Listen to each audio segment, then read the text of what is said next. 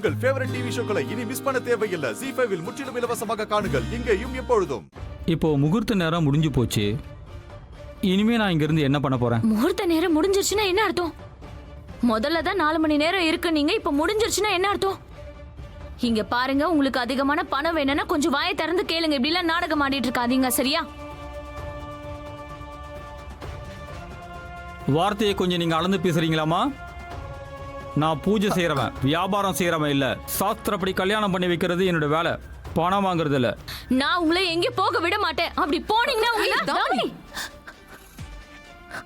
எல்லாரும் பாருங்க, நீங்களே பாருங்கம்மா.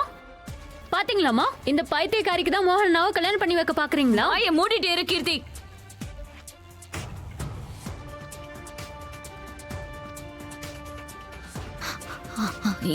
இத பாருங்க, I am sorry, I am really sorry.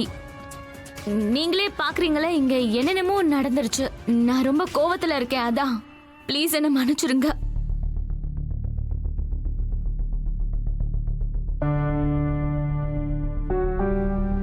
அது நான் என்ன சொல்ல வரேன்னா, சுப முகூர்த்தத்துல தான் கல்யாணம் பண்ணணுங்கிற அவசியம் இருக்கா?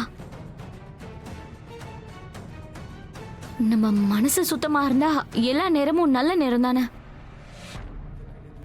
நீங்களே கொஞ்சம் பாருங்க, அது இதுன்னு சொல்லி எத்தனை தடவை கல்யாணம் தள்ளி போயிடுச்சுன்னு. இப்போ மறுபடியும் அதுதான் நடக்குது. யார் மனசு சுத்தமா இருக்கு இல்லங்கிற விவாதத்துக்கெல்லாம் நாம போக வேண்டாம் தாமினி. உங்ககிட்ட நான் ஏற்கனவே சொல்லிட்டேன், மோகனோட வாழ்க்கையில ஏற்கனவே பல பிரச்சனைங்க வந்துருச்சு.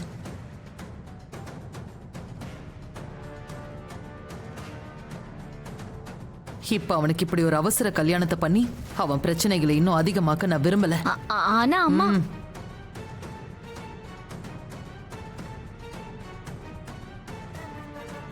இந்த கல்யாணம் இனி அடுத்து வர நல்ல முகூர்த்தத்துல தான் நடக்கும்.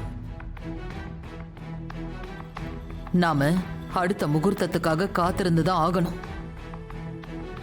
சரி சொல்லுங்க, அடுத்த முகூர்த்தம் எப்போ? 6 மணி நேரத்துக்கு அப்புறம். ஒருவேளை அதுலயும் இந்த கல்யாணம் நடக்கலைன்னா அப்புறம் இந்த கல்யாணத்தை 1 மாசத்துக்கு தள்ளி போட வேண்டியிருக்கும். என்ன?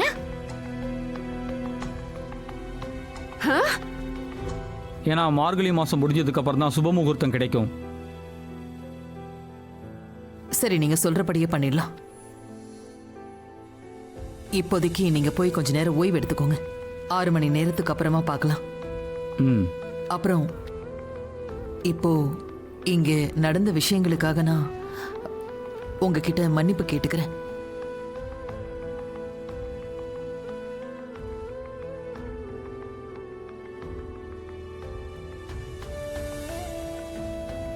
அம்மா, வீட்ல எல்லாரும் எப்படி எனக்கு எதிரா இருக்காங்க, ஆனா நீங்க என்ன நினைச்சிட்டு இருக்கீங்கன்னு கொஞ்சம் சொல்றீங்களா? ZEE5 ஆப்பை டவுன்லோட் செய்து அனைத்து எபிசோடுகளையும் இலவசமாக பாருங்க.